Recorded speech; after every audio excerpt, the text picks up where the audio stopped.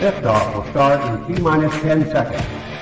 10, 9, 8, 7, 6, 5, 4, 3, 2, 1. We have ignition. It's time! 17 seconds from Game 7 or from championship number 6. Jordan, open. Chicago with the lead. Hyder got a piece of it. It comes off.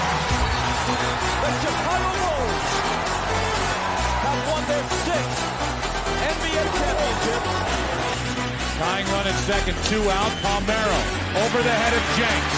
Uribe charges, throws. Out! And the White Sox have won the World Series. To the far side around the 8-yard line to Hester. Under it and to the middle with the 15 to the 20. Break 3 to the 25 to the 30 to the outside. 40 midfield.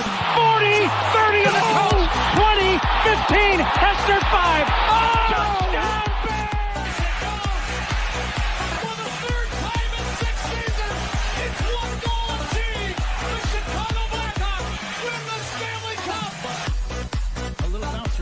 Toward Bryant. He will glove it toward Rizzo. It's in time. And the Chicago Cubs win the World Series.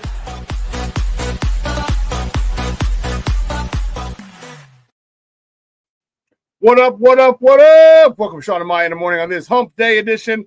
I'm your boy, the SuperBack, Shawn Sierra. Thanks for tuning in. If you're watching us on Facebook Live, well, then I guess you found us on Facebook. If you're not following us on Facebook, what? Come on, man. Go to Facebook, type in Sports Zone Chicago, click the like button, and now you're following Sports Zone Chicago. Simple. But wait, there's more. Go to the show's page, go to Shawn and Maya in the morning, like that page as well. So not only will you get Shawn and Maya in the morning 3 days a week, but you'll also, not only will you get Sports Zone, oh, I just lost it. Not only will you be following Sports Zone Chicago, but you'll be following Shawn and Maya in the morning as well. Wow. Crazy night. Crazy night. If you're watching this on our YouTube channel, excellent. And if you're not subscribed to our YouTube channel, come on, go to YouTube, type in Sports Zone Chicago, click the subscribe button, but also click the notification button. That's the little bell next to it. And that'll let you know anytime a show from Sports Zone Chicago is going live. Get it? Got it? Good. Now, if you watch this on our mobile app, listen, we got a mobile app, baby. So if you didn't know, it doesn't matter. All right? Just go to where you get your apps from, all right?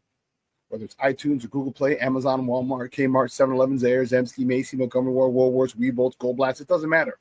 You go there, you type in Sports Zone Chicago, you download it. You take us with you on the go, so not only do you get Shawn and Maya in the morning 3 days a week, and not only do you get our other live shows throughout the week, and not only are they archived there like they are on Facebook and YouTube, but I'll tell you what, we give you a slew, and I mean a slew of articles.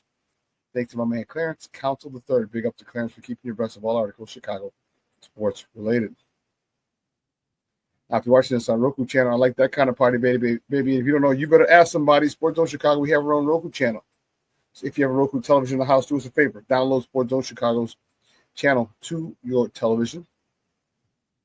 Okay, put us there next to the big boys, Netflix, Hulu, Amazon Prime, Prime Video, HBO Max, or is it HBO Plus, Apple TVs, Disney Plus, Stars, Paramount Plus. Watch this on the big screen. We're on the big screen, right, Mickey, Vicky, now. You can also tweet the show. Tweet us at Sports Zone Shy. That's CHI at Sports Zone Shy.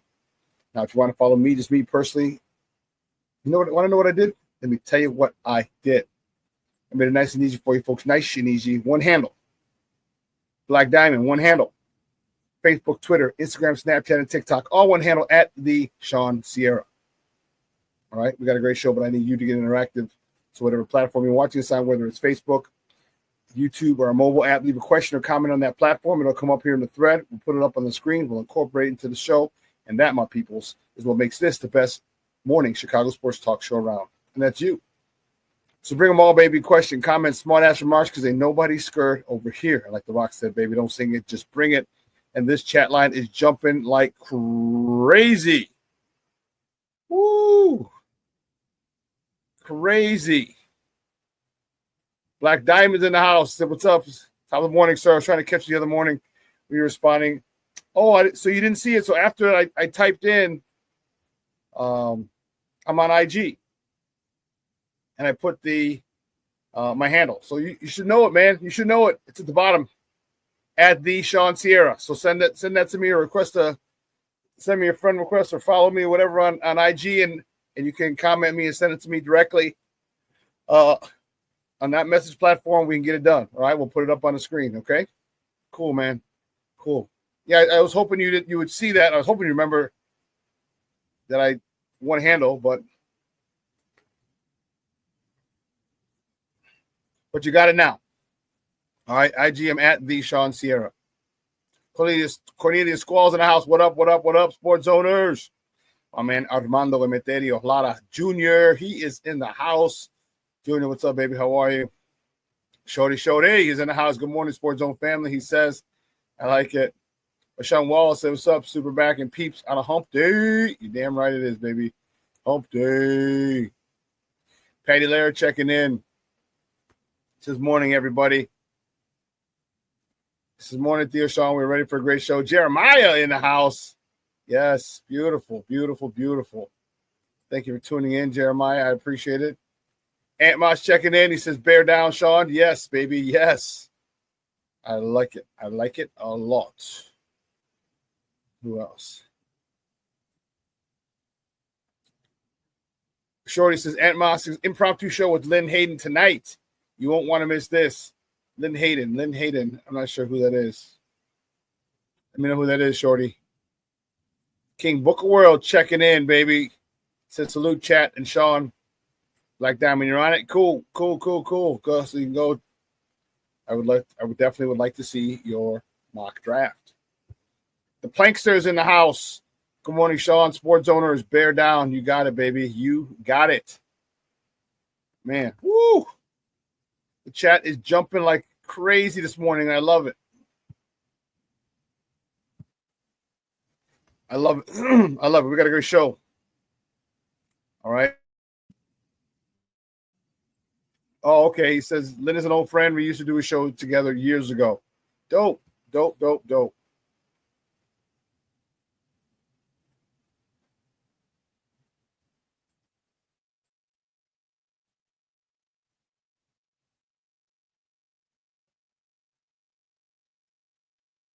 So, okay.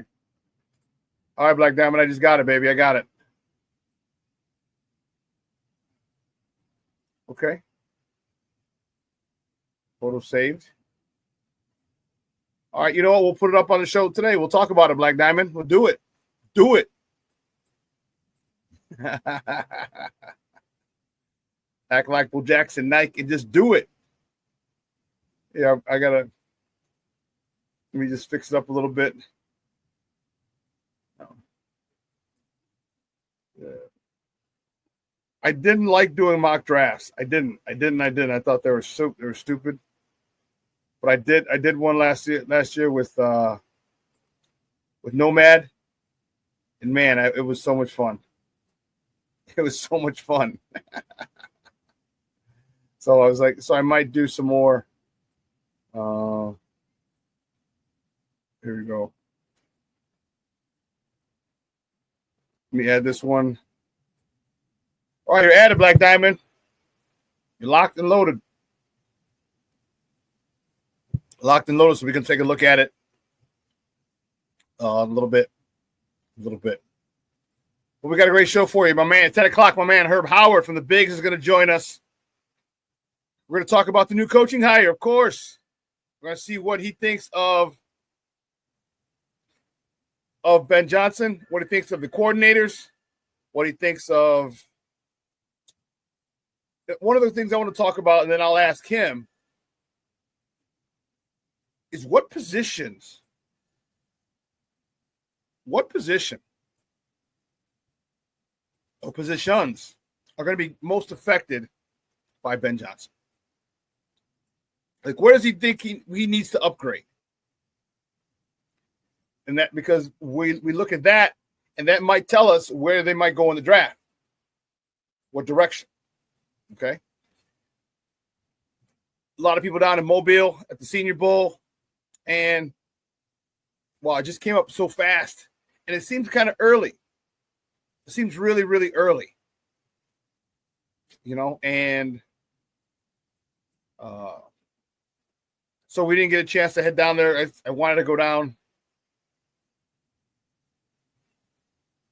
Next year, I'll do a better job of coordinating the time and getting everything organized to get down to the Senior Bowl down in Mobile.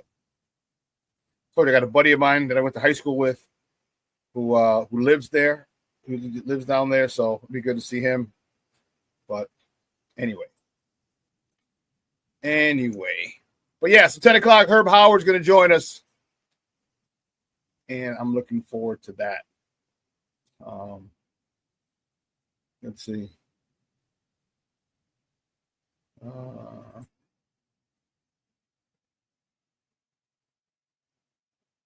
Okay. Like Patty Lara says, show me some love. Hit the like button. Smash, baby. Let's do it. I like it. I like it a lot. So, you see, I'm rocking my Bulls hat today.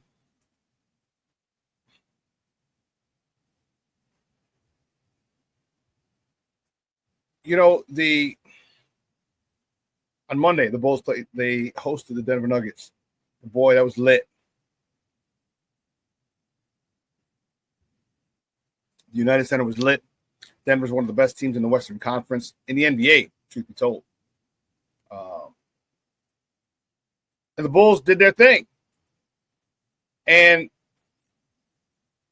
this is the frustrating part about the bullies. You go and you beat one of the top teams in the Western Conference in the NBA altogether. And then to go lose to an Atlanta team that's decimated by injuries and people who aren't playing. It is it's frustrating. That's the most frustrating part is when you do stuff like that. All right, when you do stuff like that, and you wonder. And Patrick, I was texting Fred Pfeiffer from this Big Red Bus. I said, solid game by P. Will. And he's like, really? You think so? And I'm like, yeah, he's more active. I said he was aggressive.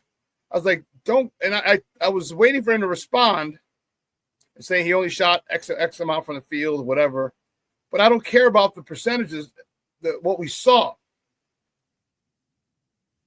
All right, it's an eye test for me.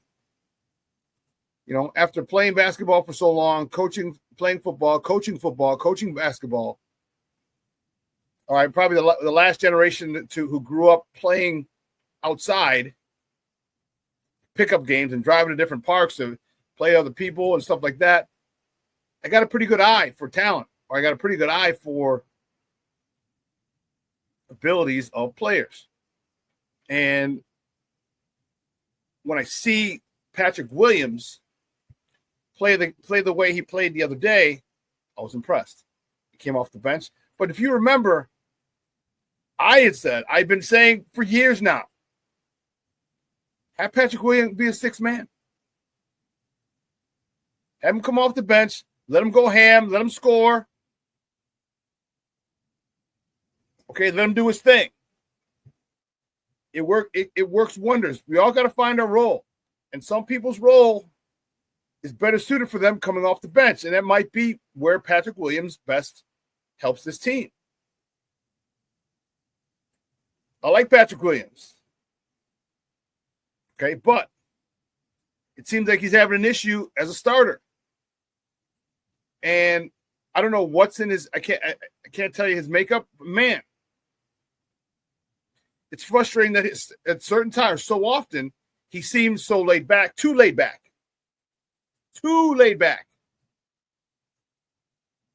And then other times we see him aggressive like we did on Monday. And the only question is, why don't you do that all the time? All right, there's no, and that's the thing for Billy. I don't know if Billy put foot to ass. I don't know. He talks pretty good. But, man, he's got to demand more from this team. When you play like that against Denver, and it sucks because we really want them to lose because we want that top 10 protected pick. But, man, you want to see these guys develop. And to me, I think that's the most important thing. Because if you can beat Denver, then there's no reason you can't go on and beat other teams who are inferior to Denver. But again, there's a dichotomy. You want the top 10 protected pick, or you want to give that pick to San Antonio if you fall out of the top 10 in the DeMar trade. So it's a touchy subject. But my question is, the deadline's coming up with the 6th, I want to say. It's coming up the 6th. And what's going to happen? You know, Zach LaVine's playing well, playing really, really well. Is anyone going to want to pick up that contract? How much are the Bulls going to have to eat of that contract? There's a lot of rumors about Vooch being coveted by the Golden State Warriors. The only issue is that Golden State doesn't want to give up a first round pick for Vooch. They want to go. They don't want to give up anything higher than a second. But as the deadline approaches and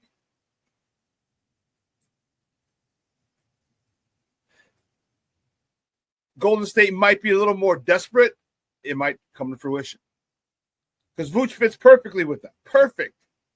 He's hitting the three at a well above a 40% clip. He's over 50% from the field. He can screen. He's a great passer. It's a perfect match for Golden State for what they want. And trust me, if you trade Vooch, the caliber of this team drops considerably. And then we have to try and find someone for Zach, which I don't think we're going to do, which is okay.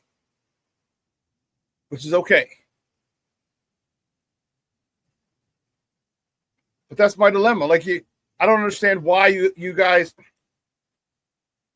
and that's leadership. That's leadership with Billy, also leadership on this team. I don't think Zach's a good leader. I don't think he's a great leader. I don't.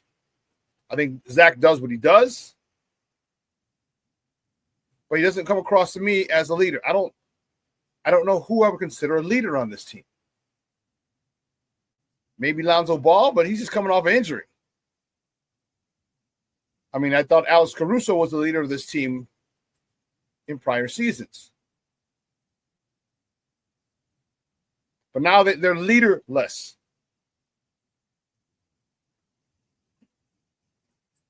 You need to have somebody on that team take control of that team.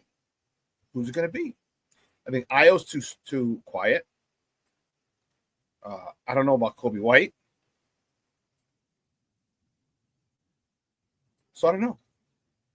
I don't know who you can look toward, who you can hang your hat on saying that's the leader of this team. So when you don't have leadership, there you go. You basically paddling in circles. You have no one to lead you in a direction you need to go. And that's where this Bulls team is. I'll tell you who I do like. I'll tell you who I do think might be able to be a leader in the future, not now. And that's a maybe. I have to see him play more. That's Matas Buzelis. Matas Buzelis has been playing some phenomenal basketball. For a youngster, undersized, he's been playing some great basketball. People want him on the court. We all want him on the court more. Why? Because he rebounds, plays defense, and he has that chip on his shoulder that we love. He plays with an edge. I mean, on Monday, he gave Aaron Gordon He gave Aaron Gordon a little chicken wing. Might have stepped on his toes. Aaron Gordon fell. He's like, oh, snap, you on the ground. Crossover, one more dribble. Boom, brought it home. Didn't lay it up. Didn't finger roll it. Glass. He slammed it home. That's an attitude. That's a mentality. King Booker World says, Modest is going to turn into Chicago's off-brand Dirk. Yeah, he is, because this kid can do a lot. He can do everything. He doesn't mind rebounding. Doesn't mind playing defense. Can hit the three from the corner. Can post up. This kid's got a really nice game. I can't wait till he's 24.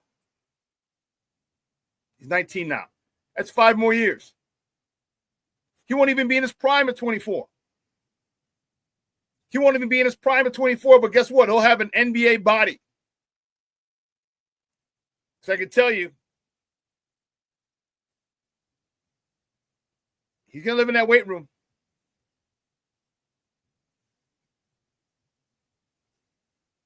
Black Diamond says, King Booker, exactly, but only if Donovan is gone, he can't develop talent. Well, you can't say that. Io's been developed. Kobe White's been developed. Even Zach has altered his game. And I don't know. If you want to give Billy the credit, if you want to give Billy all the heat for players not developing, when they develop under him, you got to give him some of the credit too.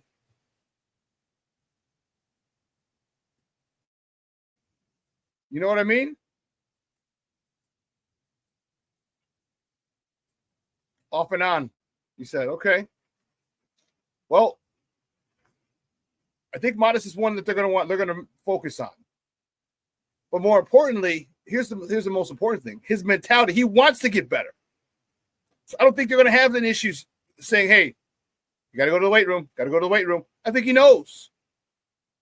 He's going to work on it. And listen, when you get youngsters like that who are making contributions, who want more, and he feels look, you already know. Black Diamond, did you play any sports? Basketball, football, baseball, hockey, soccer, track? Because if you did, then you know when you're ready. You know you can, whenever you're playing, it could be you started at grammar school or you go to high school or you're staying with the kids on the block. There's a point when you play with them that you know you can play in that league at that level. I think Modest understands hoops. All right, you're a hooper, so you know what I'm talking about. So when you play and you get to that level and you're making positive contributions to your team. You're stealing the ball, you're getting rebounds, good assists, get a couple buckets. Not the star, but you realize, oh, I can compete at this level. I can contribute. I think that's where he's at. He's excited about it. I think he understands that he can be really good. I think, and I hope that the small taste of success for Modest really drives him. Because you can try and develop players all you want, but if you don't have that mentality, look at Patrick Williams. Look at Patrick Williams. Enough said. We know Io was going to develop. Io's Chicago, man. He's Southside. All right? He got that cold, that silent killer in him. Kobe White developed. You know what I mean? Kobe White wanted to be better. So Modest can be one of the faces of the league. But not for another 4 or 5 years. Not the face of the league, one of the faces of the league.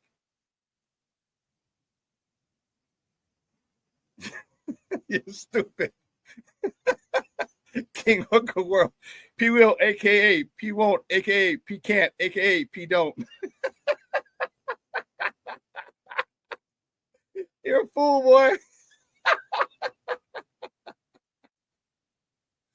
Hey, you were at the game, weren't you? King Booker World, didn't you go Monday? I thought you said you were going Monday. Did you go?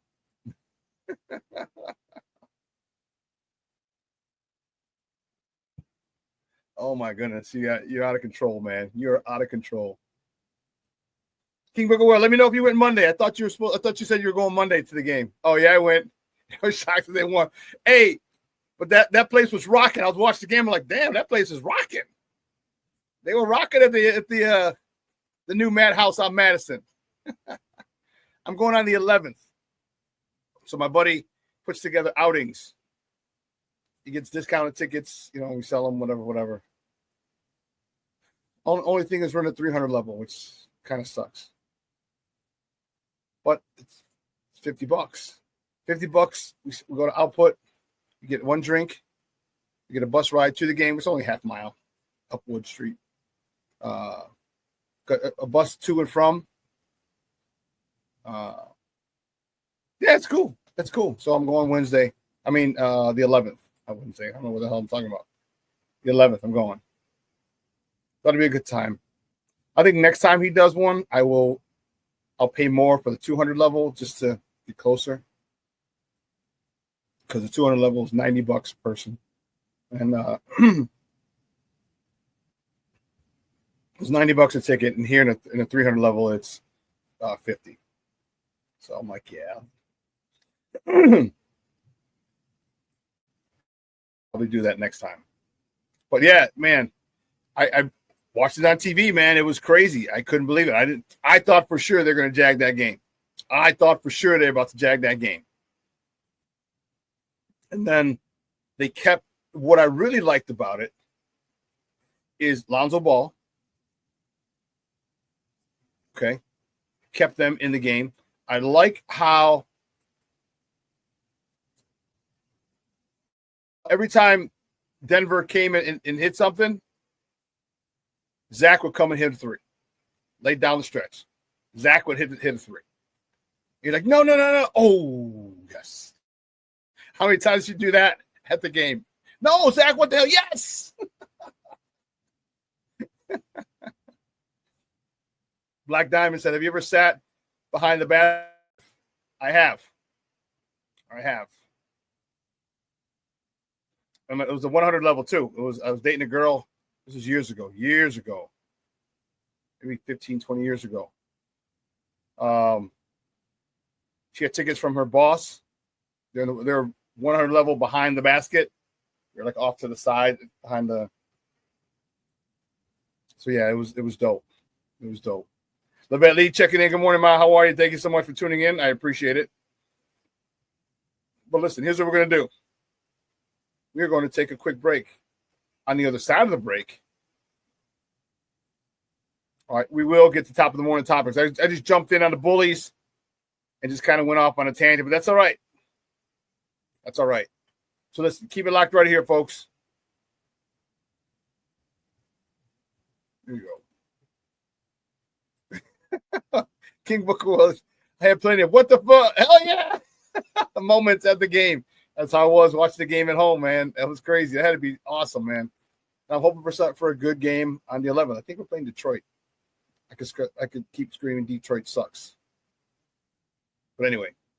Hey, just keep it locked right here, folks. Shawn and Maya in the morning on Sports Zone Chicago.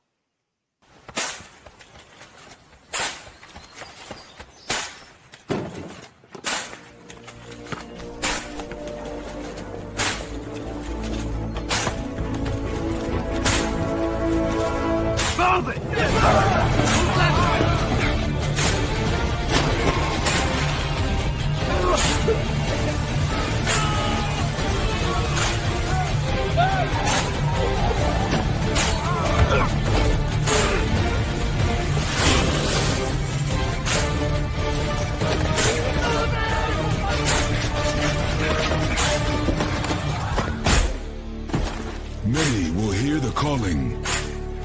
Few will earn the title. United States Marine.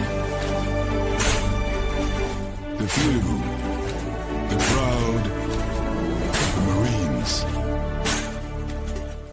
Hey, it's your boy, the SuperBack, Shawn Sierra, and be sure to follow Sports Zone Chicago on all social media platforms, on Facebook, Instagram, and our Roku channel. You can find us at Sports Zone Chicago, and on Twitter, we are at Sports Zone Shy. Also, be sure to download our mobile app so you can take Sports Zone Chicago with you on the go.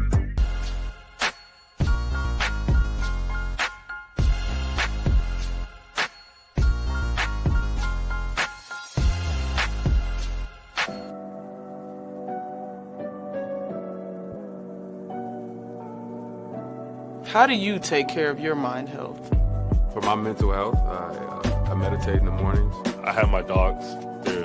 They're the best. I just find ways that help me just relax. Finding things that make me happy, like being close to my family. I meditate a lot and read books. I have hobbies outside of the game. I'm able to switch off. I'm able to turn my brain off from the game of basketball. Your mind health matters. Your mind health matters. We are looking for a few heroes, mentors, trailblazers, innovators. A passion to change lives. Spark curiosity, open hearts, and awaken minds.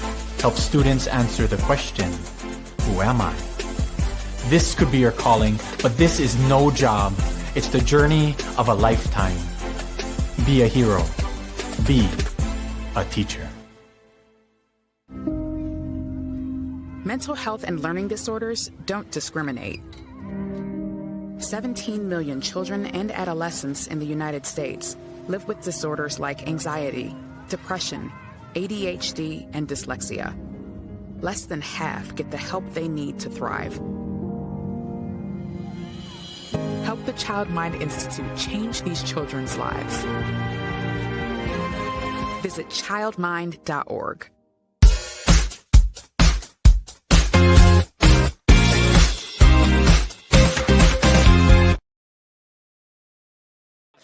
This is the third straight game, fourth straight game for Kobe White out with that foot issue. There's Giddey. Brown covers Levine. Vucevic is there for the pick. Two-man game. Vucevic, yes. That is 4 assists for Zach Levine. Here's Giddey. Takes a 3 and connects. Well, you can see they're going to give him that shot. As we've seen, Brown is a lot more athletic and strong than just a straight line set. Couldn't defend Levine there, though. He got up to the pitch point,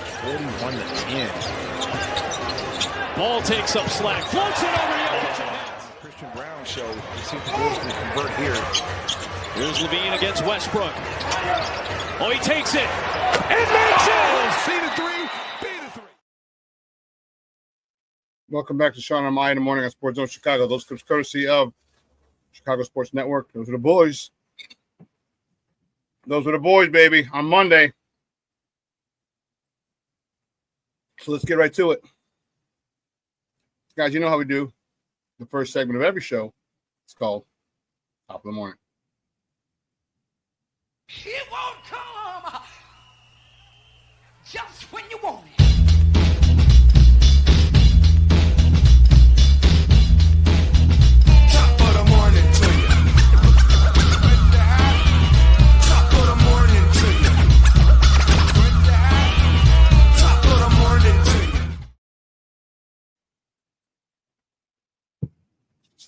See the first top of the morning topic. We'll start there. No. We'll go here. The Blackhawks, baby. Last night, the Blackhawks defeated. Who did they play last night? Oh, yeah. They played the Tampa Bay Lightning down in Tampa Bay, 4-3. Great game by the Hawks. Arvid Soderblom, he stopped 35 shots. Connor Bedard lit the lamp for the 14th time this season. Slager for the first. Ryan Donato the 15th. And Teuvo Teravainen lit the lamp for the 11th time this season. Assists on all those goals. Seth Jones, 2 assists. 17 and 18 for the season. Foligno, his 11th. Reichel, his 11th. Kurashev, his 4th.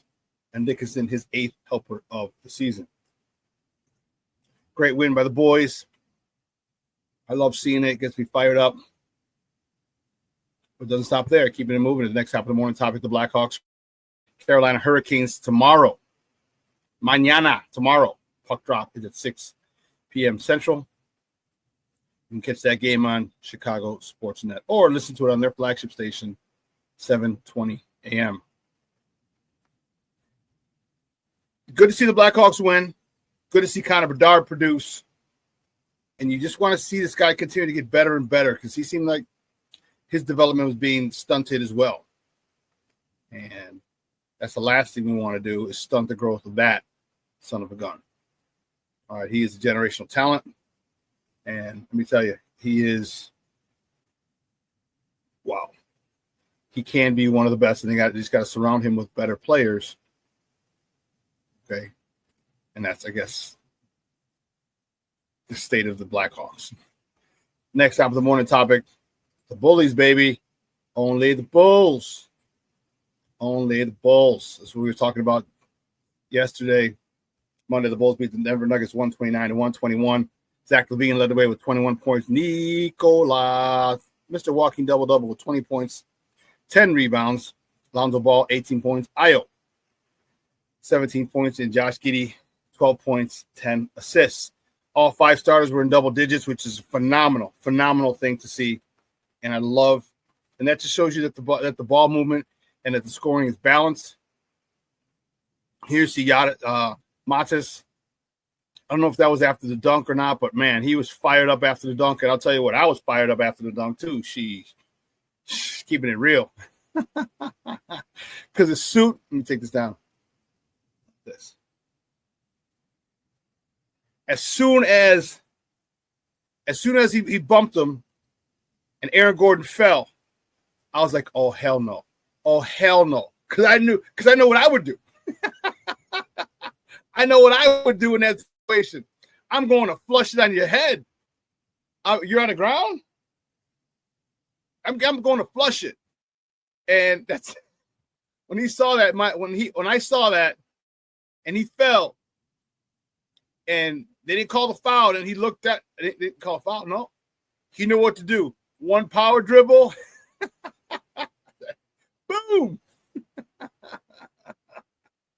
I was like, oh man, that was awesome. But the fact is that he knew what to do. He wasn't going to lay it in. He wasn't going to. No soft stuff down there. Only grown men hang out down by the rim. And Matas Buzelis is slowly but surely becoming a grown-ass man. James Ford checking in. What's up, Papa? Good morning. Thank you for tuning in. I appreciate it. Cornelius Squall said, man, I hate that the Bulls have to trade LaVine now that he's fully healthy. Yeah, he's looking good, man. He's looking good. But there's a whole bunch of other factors that lead to, Zach LaVine's development. Let's not forget he became a father. I'm not sure if he's married or not. But just that alone, his maturity has developed. He seems a lot more mature, which is dope. But I hear you, man. The fact that we got to trade him, we might not end up trading him. No one may want to pick up his contract. The Bulls do eat some of it. So I'm like, nah, it's too much. But keeping it with the Bulls, tonight the Bulls are in Boston. Boston's wicked pisser. Mark Wahlberg, our brother. They're in Boston to face the Celtics. Tonight, tip-off is at 6:30 Central. You can catch that game on Chicago Sportsnet or listen to it on their flagship station, 670 AM.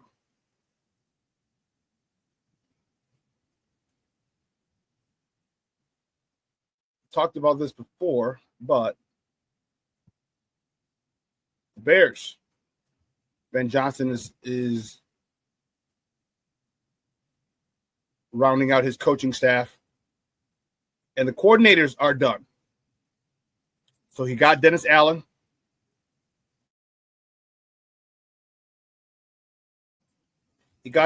Former head coach, former defensive coordinator for the former head coach of the New Orleans Saints, to be his defensive coordinator, which I think is awesome. We talked about it before, but we'll talk about it again some more. He got Declan Doyle as his offensive coordinator. And they retained Richard Hightower as a special teams coordinator. Kind of a shock, especially after 2 weeks in a row, field goals are blocked. I mean, I don't mind Richard Hightower. I don't. I'm cool with it. But I know a lot of other people do have issues with that. My question to you is this. Are you okay with the Declan Doyle signing? Are you? All right, because you can't say he got, okay, maybe you can. Maybe he got his start at Iowa, all right, when his dad was there. If you recall, on Monday,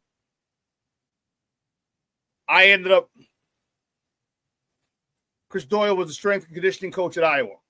He was the highest paid strength and conditioning coach in the country. I think he was making $750,000 a year. But he got asked to leave Iowa because of some racist comments he had. And if you recall, I told you I played under Chris Doyle. It's my last year at Holy Cross. After Mark Duffner left, after my junior year, we went 11-0. Finished number 3 in the country. Remember, we weren't allowed to go to the 1AA playoffs for some stupid reason. Whatever. Mark Duffner left and went to Maryland, our head coach. New coaching staff, Peter Voss, had come from Notre Dame. He's a Holy Cross alum. And his strength and conditioning, offensive line and strength and conditioning coach was Chris Doyle. So I have some history with Chris Doyle. So his son, Declan, who's 28 years old, started working at Iowa as an assistant. Now, sure, he obviously got him on the job, but the fact of the matter is he's doing all the grunt work.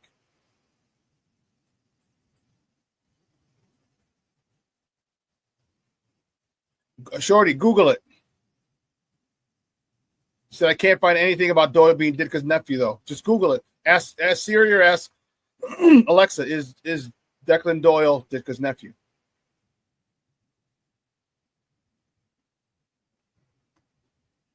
They are talking about him being one of, I mean, he's done it. He started at the bottom.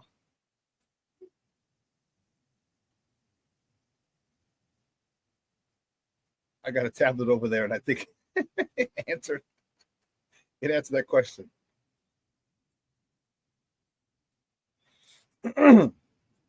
So I'm okay with it. Because he wasn't just given this. And he might have been looked out for, but here's also what you want. If you're Ben Johnson, you want to start creating your own tree. This is the perfect hire.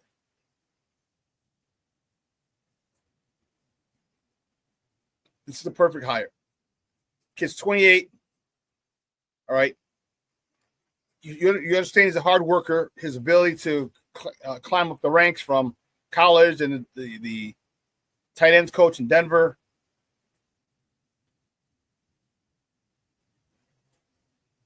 And for all intents and purposes, tight end coach is a precursor to offensive coordinator. All right, because not only are you working with the receivers, but also with the line and a lot of other issues. You have to be aware of everything as a tight ends coach in path pro, in routes, things of that nature. So at 28, he's not going to become an offensive coordinator anytime soon. Now, he might go to a college, but if he wants to stay in the NFL, which sometimes guys want to do, or maybe he'll go to college, but not after he gets more experience. And what better person to get experience from than Ben Johnson? All right, so I look at it this way. I don't think Doyle's going anywhere for at least 4 to 5 years. At least. And at that particular point, he'll be 33-ish. 32, 33, depending. Maybe that another year, 34. And at college may come along and say, hey, listen, we want you as an offensive coordinator. And he might leave at that particular point. And I'm okay with that. But after 4 or 5 years, we should have been to a Super Bowl at that point.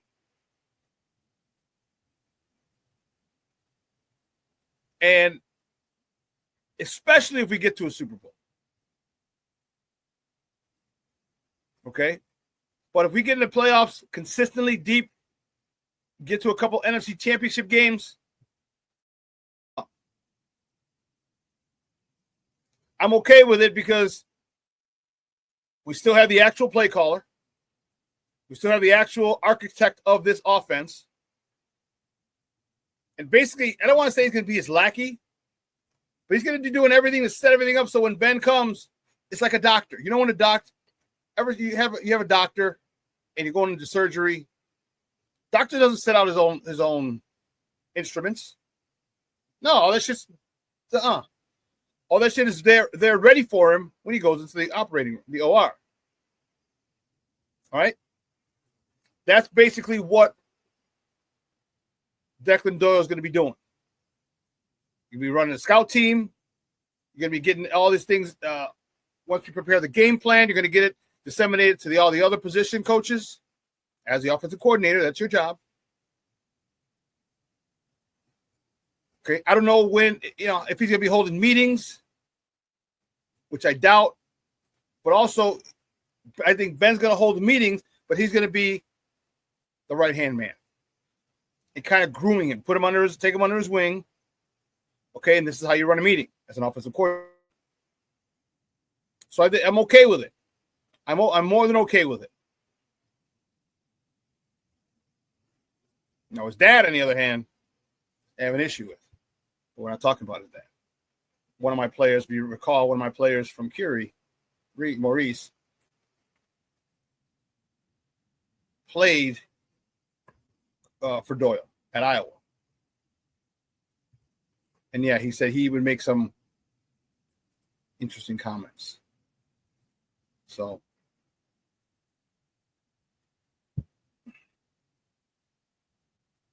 Oh, no, okay. My guy Junior's daughter. That's what Monica does. She preps the instruments for the doctor for surgery. Yeah. So she's Declan Doyle. She's Declan Doyle. Or Declan Doyle is Monica Lara.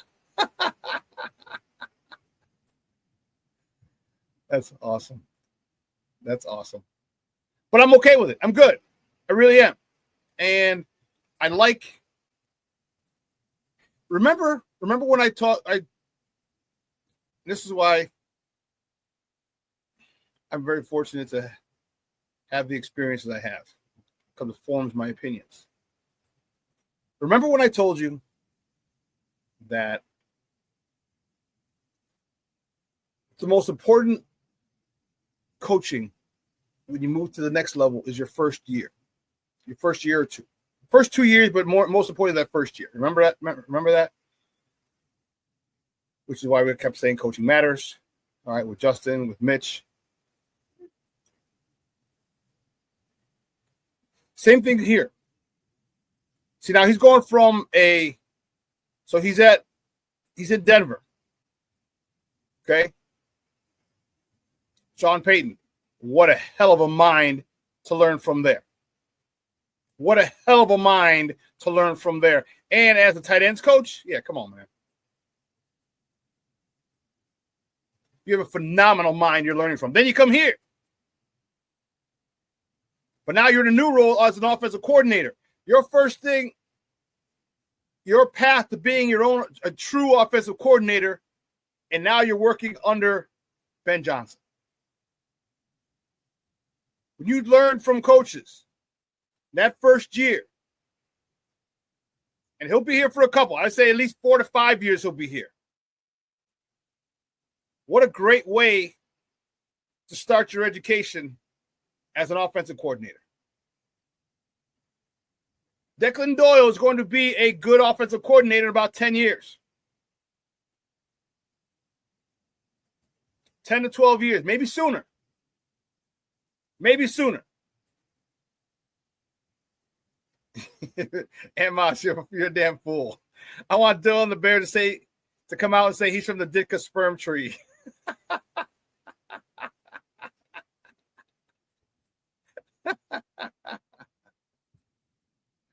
Oh man, that's hilarious.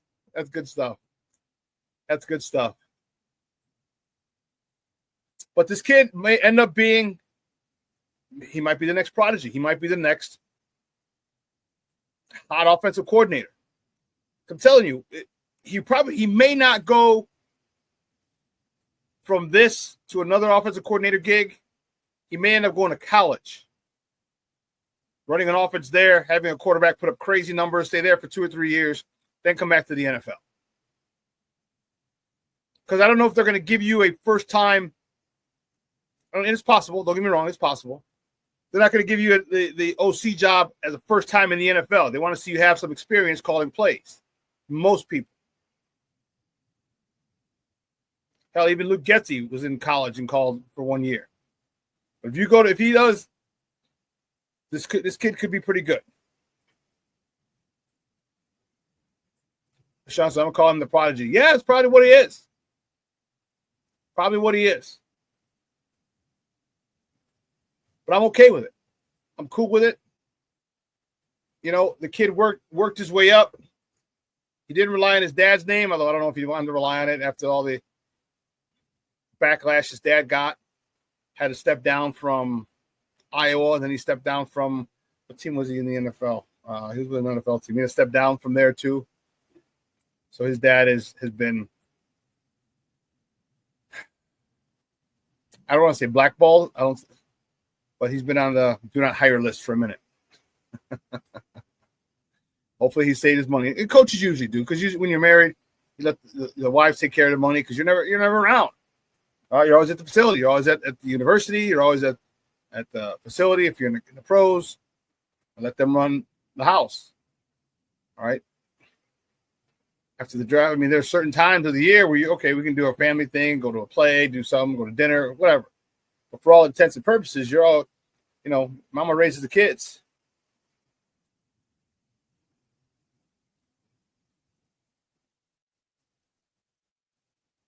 Really, Shorty, you're having a problem. Did you ask? I don't know if you have an iPhone or not, or if you have an Android. Just ask the question.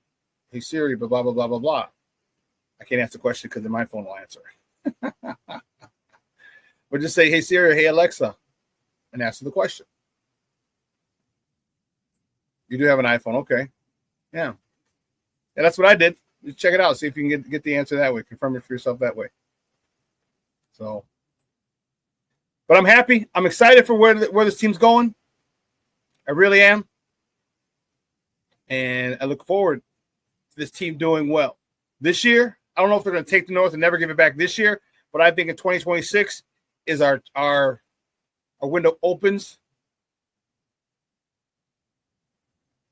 and we'll be perennial playoff contenders at that point.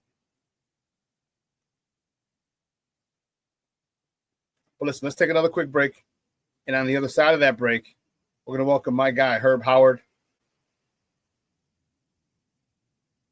All right, we're going to talk with Herb about the hire and the coordinators, the coaches, and everything to this point.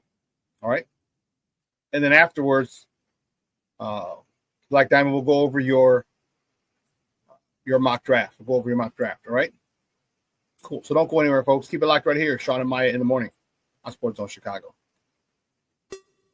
Hey, it's your boy, the SuperBack, Shawn Sierra, and be sure to follow Sports Zone Chicago on all social media platforms, on Facebook, Instagram, and our Roku channel. You can find us at Sports Zone Chicago, and on Twitter, we are at Sports Zone Shy. Also, be sure to download our mobile app so you can take Sports Zone Chicago with you on the go.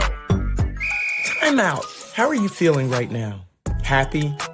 Excited? Angry? Overwhelmed?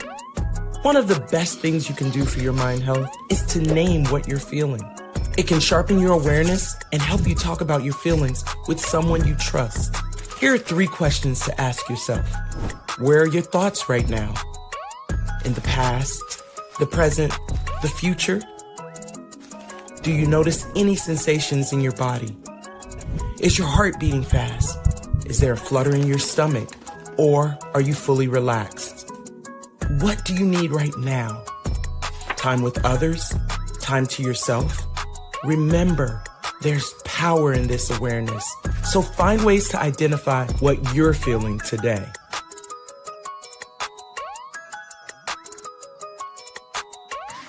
Hi, guys. Hey. Hi, Megan. Hey, Jessica. Megan, you're a tramp. Brian Fitch told me you guys made out. Everybody knows. He said your breath smells like garbage. And he almost puked. He says you're the most desperate girl he knows, besides your mom. How many boyfriends does she have anyway? Lots? Your makeup makes you look like a clown. Zit is huge. Zit face. Ugly.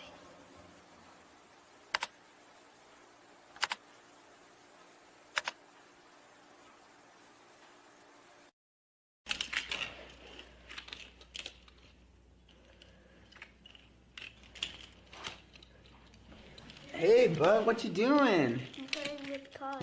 Cars? Can you show me what a car does? Whoa, whoa, whoa, whoa, whoa. Hold on a second. First of all, this is a school zone. So you need to put down your cell phone, stop texting, and let's get to driving. Now you're coming up to a stop sign, right? You need to slow down and stop before you hit that Y line. I want you to look left, right, left. You don't want to get hit by a car going on your left and to your right to make sure you don't get sideswiped by a guy coming from your right. You're coming, and you see a crosswalk. You better slow your horses down because the #1 rule of driving is always yield to pedestrians. Now stop, pull over, and you are done driving. Gosh, what do they teach you kids in school nowadays?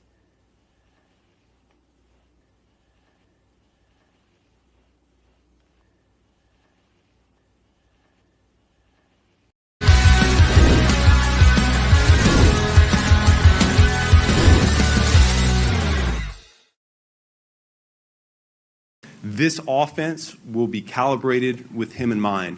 We're going to build this thing. This is not simply a dropping of a previous playbook down on the table and starting there. Nope. We're ripping this thing down to the studs, and we're going to build it up with him first and foremost, and then with the pieces around him next. I really look forward to challenging him and pushing him, as I said before, to continue to grow and develop. Yeah, I think offensive line is certainly an area that we need to get better play from going forward, something that Ryan and I have already talked about. We will develop a plan of attack for how to get that done, but I'm looking forward to getting an excellent offensive line coach into the building to help develop the young talent that we already have on the roster. Welcome back to Shawn and Maya in the morning on Sports Zone Chicago. Those comes courtesy of the Chicago Bears. That is that dude. That's the man, 50 grand. That is our new head coach, Ben Johnson. For all people who know OG Bobby Johnson. Showing my age here, but that's all right. I'm excited. And he wasn't my first choice, but it doesn't mean he's not a great choice. And I think he is. I'm looking forward to seeing how he does. And remember, that got me excited, got me giddy like a little girl when he said, we're going to break this down and build it up with him in mind. Holy shit, crazy idea. Crazy idea that you build the offense around the skill set of your quarterback. Does anyone else know about that? How ingenious. Well, my guest today, I'm fired up to have him on. You know, I love talking football with him. Good friend of the for years. He's the beat writer for the Bigs. You can find him on Twitter at Herb Howard 411. Guys, just welcome back to Shawn and Maya. My man's in them, Herb Howard. Herb, what's up, Baba? How are you? You J-Rock Daddy?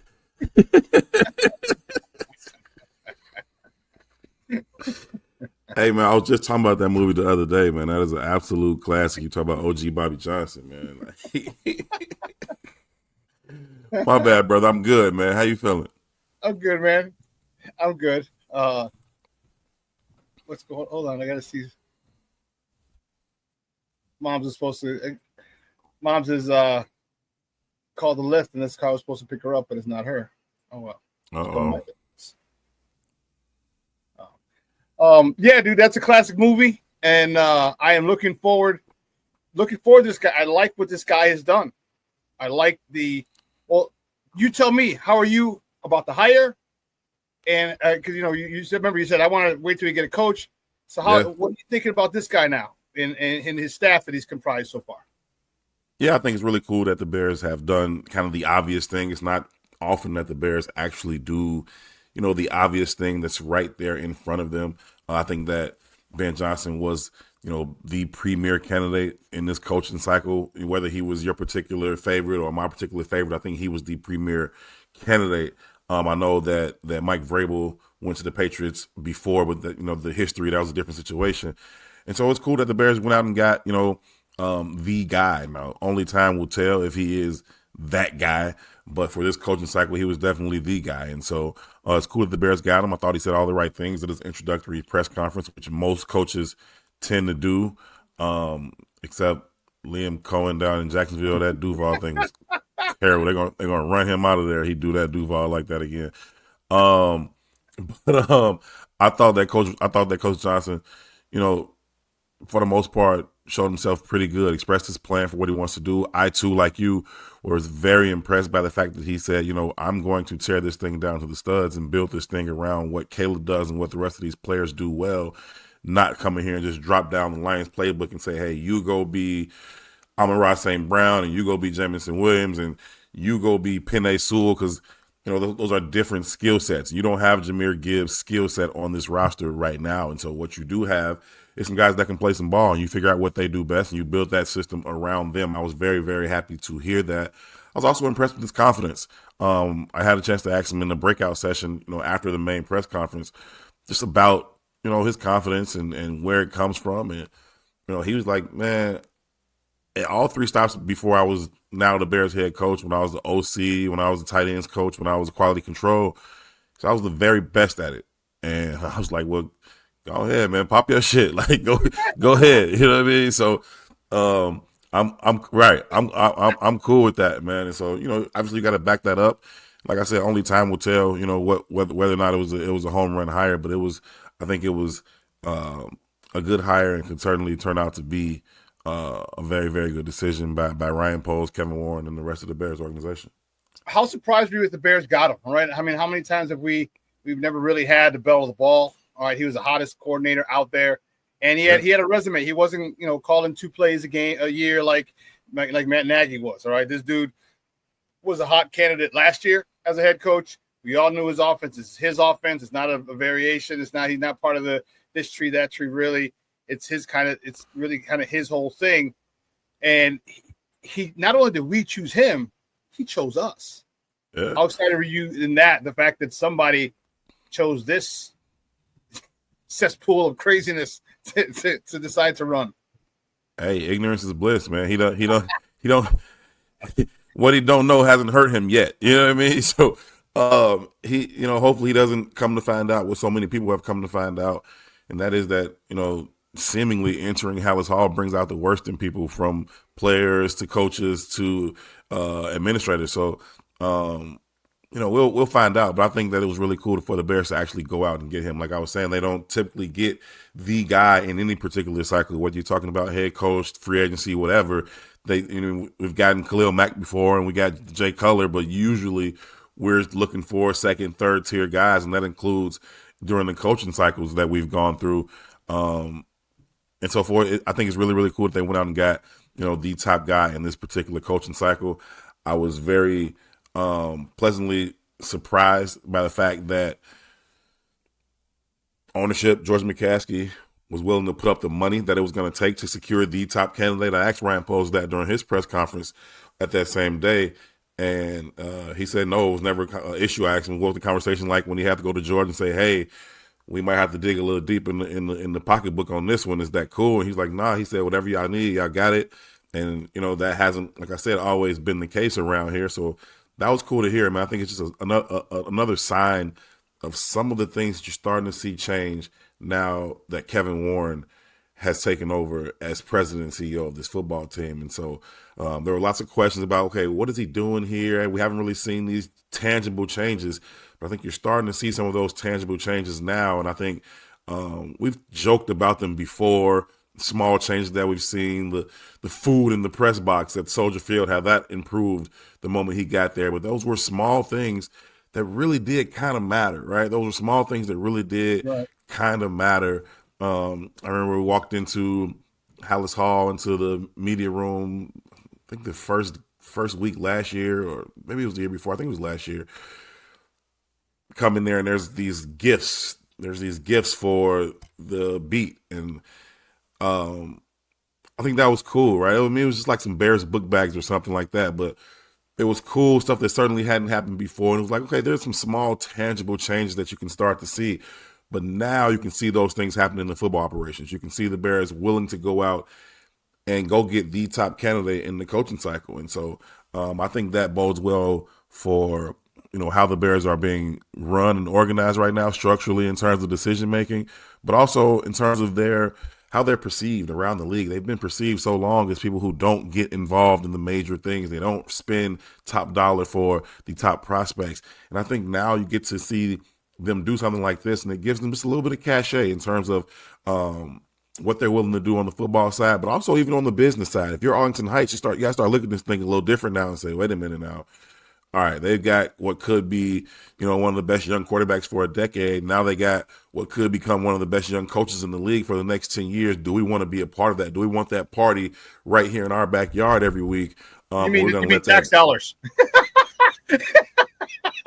Right? I mean, that's what the thing. That's what this thing was all about the entire time, though, right? So, if once the Bears did this thing backwards, which the Bears tend to do, we can talk about doing it backwards with Ryan Poles the first time. I thought he did a good job in what to me was essentially his very first coaching search. I don't think he had an opportunity to have a real coaching search when Matt Eberflus was hired. They had 3 finalists before they hired Ryan Poles, and so that's not allowing you to go on a coaching search. I think this was his first time. I think he did a good job with it, ultimately getting the guy that I think they wanted from the start. But the same thing happened with Kevin Warren. You guys went and bought this land for $200 million, then brought him in and say, hey, close the deal on the taxes. Like, close the deal on the taxes? Y'all bought the land without doing that? Now have no leverage. Arlington Heights, like, we don't have to give y'all nothing. Y'all already paid for the land. Miss me with it, right? The Bears are not a real estate company. They don't buy $200 million properties to flip them. That's not what they were doing. They wanted to build a stadium there. Arlington Heights understood that. And with no leverage, Kevin Warren then had to go on this campaign all around the state and, Northwest Indiana. We'll put the stadium here. We'll put the stadium there. I think, and I've said all along, it'll ultimately go in Arlington Heights. But now you start to see some of these moves, and I think that it gives you just a little bit more cachet and a little bit more of a bargaining chip when you go to the table and say, hey, don't you want to be a part of this? As we're joined by Herb Howard, he's the Bears beat writer for the Bigs, talking Bears football here at Shawn and Maya in the morning. Shout out to the chat. I see the love out there. Good morning. Yeah, everyone loves it. They love them some Herb. Do you think now that the McCaskies, especially George, will finally take a step back and let it be run because of all the changes you did say? I mean, opening up the pockets, rumored, it never really been confirmed, but is rumored that he's been getting paid around $13 million. That's a nice grip. Yeah. The 6th or 7th highest paid coach without calling one down, one play. You know what I mean? Do you think that this is a signal that the McCaskies have really decided to back off and just enjoy the fruits of their labor and let real football people run it? Yeah, I hope so, man. I mean, the price is the price, right? And so, if that's what it costs to get the top candidate, then that's what you're going to have to go out there and spend. And so you can talk about, he's making more than John Harbaugh's making. Whatever. That's the price during this cycle. And when John Harbaugh re-ups, I'm sure he'll, surpass that again. And so whatever the numbers is, I've heard 13 million. I've heard as much as 15 million. But whatever the number is, if that's what it costs, that's what it cost. And it was good to see that George McCaskey was willing to pony up and say, hey, if you guys think it's worth it, here's the money, go do it. And I think it is another sign that they are starting to turn the corner in terms of, what they're willing to do and what they're willing to spend. I think we also saw that with the fact the Bears were willing to fire their head coach midseason for the first time ever, right? Now they botched it again because, like we said, with the other 2 situations, the Bears do things backwards, right? So they had Matt Eberflus, Coach Eberflus, go out there and do his press conference and then fire him right after that. That was backwards, and it was a very wrong thing to do, but they had to wait for George McCaskey to get to the building to give them permission to do it, right? And to his credit, once he got there, he gave them permission to do it, which they've never done before. So I think that's just another tangible thing to say, okay, they let him fire the coach midseason. They went out and spent top dollar. They're starting to change some of these things about, how they go about their business. So I think hopefully, that continues, and it should be a good sign. What positions do you think are going to be most addressed or changed now that Ben Johnson? Which ones? I want to know. I want to hear your side. You know which ones, right? What it better be right now is the offensive line, right? I mean, it has to be about fixing this offensive line immediately. It's cool that he designs great plays. It's cool that he's able to scheme up, his skill players and get them in positions to take advantage of their mismatches or whatever. But if you don't have time, it's not going to matter. If you're getting constant pressure up the A gap, it doesn't matter. You still got a young quarterback who still needs to be comfortable in the pocket to take time to scan the field and get to the second, third read if he needs to. And so right now, they got to be able to protect this offensive line. And so, before we can get to, what he's going to do for DJ Moore or Rome Odunze or Cole Kmet, what is he going to do with the offensive line? It has to be number one. I know that DJ Moore is a great football player. I believe that Rome Odunze can develop into a great football player. I believe in the talent that Cole Kmet has and, has yet to be consistently unlocked. I believe in those guys. But so what if you can't protect, if you can't get them the ball? So I think, before we can get into how excited we are about what is going to dial up scheme-wise to get those guys open, you got to be able to protect them first. You thinking Braxton Jones stays as a starting left tackle or number, or at least you're gonna have some first round competition, or what are your thoughts? If it's me, his days are numbered. And I've always liked Braxton Jones. One, because he has maximized his talent. I think if he never starts another game for the Bears, that was a net positive for Ryan Post. He can put that in the win column for drafting a 5th round, left tackle out of Southern Utah and then getting, 3 years of starter production out of him. And so, that's a win. But I do think he's gotten close to his ceiling, right? He's serviceable in the way, that Charles Leno was serviceable. But never gonna be. But Charles Leno he was like 6th, 7th round tackle out of Boise. Like you got the most out of him, and then he went and got himself another contract with Washington. So good for him.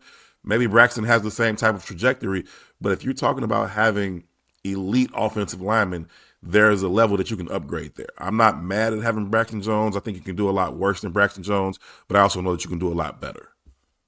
Yeah, you darn sure could. What are you thinking about the draft? That for number 10, are you thinking O-line, or if because we most likely the two guys. Who's the kid from LSU? Oh goodness, that offensive lineman from LSU, Campbell, is it? Will. And then, Will. And then there was a guy from there were two the young man from Texas. If they're gone, do you sit there and go try and get an edge, or do you trade back and try and get more picks? What do you do with that first pick that we have at number 10? Yeah, man. So I'll first say that I'm not the college guy. Like I'm not one of those dudes who does work on 1,000 kids in college for the Bears to pick through and find 4 or 5 of them. I don't know all of them kids. I really, really don't. I know what the Bears need, and what they need is a new offensive line. How they go about addressing that, Ryan Poles, Ian Cunningham, handle y'all business. I know they down at Mobile at the Senior Bowl right now.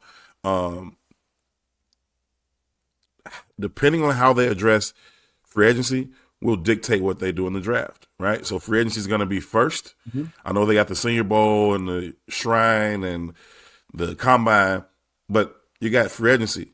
And so once they get through free agency, what holes can they fill there? Do they fill interior holes, or do they fill the exterior holes on the offensive line? And depending on what they do there, that'll dictate what happens in the draft.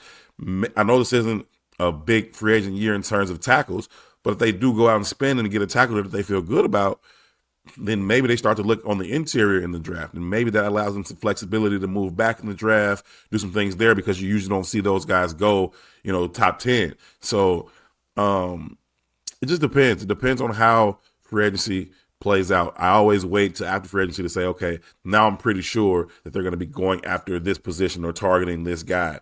And then I'll start to do a little bit more work on some of those guys, but they got to do whatever they got to do to flip this whole line, man. They could use as many as 4. I'd be okay with 3 if they just flip the 3 interior guys. And I've always been a tevinjenkins fan, and I still am, but you just can't depend on them. The health just isn't there. And so I don't know how you go about, extending him to a long-term deal. If they work out a 1-year deal or something like that, maybe, but you still got to have the insurance plan, behind him. And so those 3 interior spots, I think you got to address those.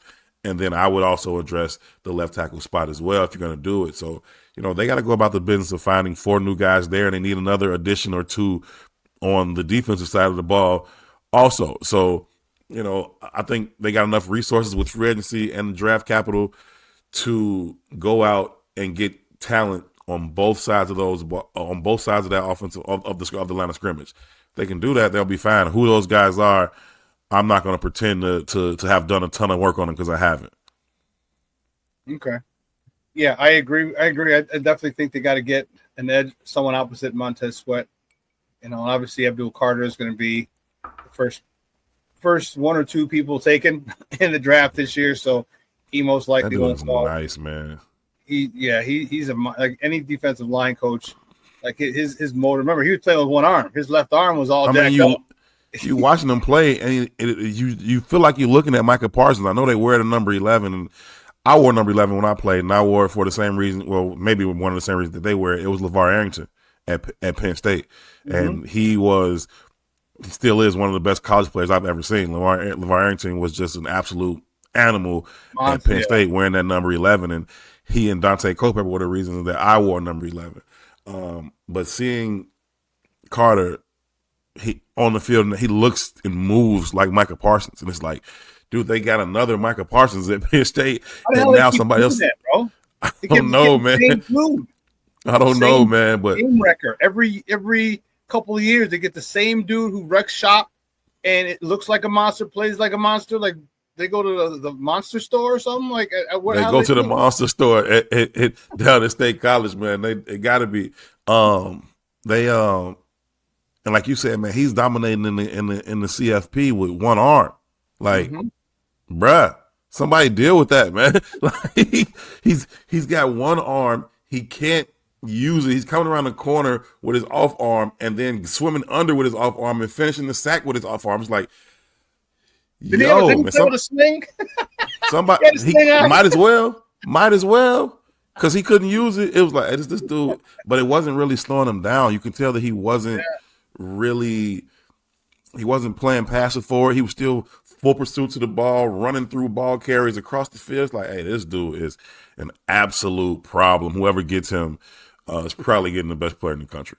No diss to Travis or none of them quarterbacks should do or them tackles, but that dude is a monster. Yeah, when you wreck the game like that. And I was upset at the offense. I was upset, like, why aren't you chipping them? Why aren't you hitting that bad shoulder? Why aren't get a running back, get a lot of tight end? Every time that left shoulder is getting hit. Every single time. That'll slow your ass down. Every snap I'm lining right on that outside shoulder, and I'm boom, boom, every single time. Like, what are we doing? Yeah, it was crazy. It was nuts. Talk to you about the running back position. Do you think that we're going to upgrade at that position because, his obviously in Detroit he had two, one of our former players, but he had two good, kind of like a thunder and lightning kind of thing. Do you think he upgrades? Because it's a good draft for running backs, a very deep class in running backs. Do you think he upgrades that, or do you think that DeAndre Swift is that dude, him and Roschon Johnson? I think it's good practice to draft a running back every year, right? Because you can get a good one, a very good one, in the mid to late rounds. That 4 to 6 round range, you can always find good backs there that can come in and be, 1,000-yard backs for you. So I think you should always draft one. I am not as down on DeAndre Swift as some people were in terms of thinking that he just, wasn't productive and didn't run hard and couldn't, break tackles. I thought he did. I thought he did run hard. I thought he had a pretty solid year. And, people talk about the offensive line that Caleb played behind. I'm not sure if they're aware of this, but DeAndre Swift played behind the same offensive line. And so if we're going to talk about, or mitigate some of the things that we saw from Caleb because of the offensive line, you got to do the same thing with DeAndre. But I think he still has a very unique skill set that, again, if you're going to build your system around what your players do well, you should be able to use a back like DeAndre. Now, if you want to add another back to that complements his skill set, cool, no problem. Not sure what Roschon Johnson's role is going to be. I know they tried to use him as the short yard goal line back. And, maybe that works for him, maybe it doesn't. I remember when he came out, was 2 years ago now for Roschon Johnson? Yeah. And just the conversation around him was just strange to me. And it's not a knock on the player or the kid. I think he's a cool dude and a solid player.